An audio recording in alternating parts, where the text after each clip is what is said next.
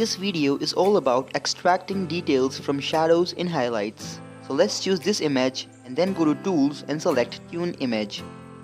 Here go to Ambience and increase the ambience to 100%. And you can do further adjustments. And then press the tick button. This is the fastest way to extract details from shadows in highlights. You can also save this effect and apply this effect in your future images by going to Looks and selecting the plus button.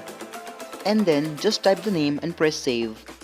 If you want to apply this effect to your future images, just select that filter and apply. Now the image is ready to save. If you are new to my channel, consider subscribing.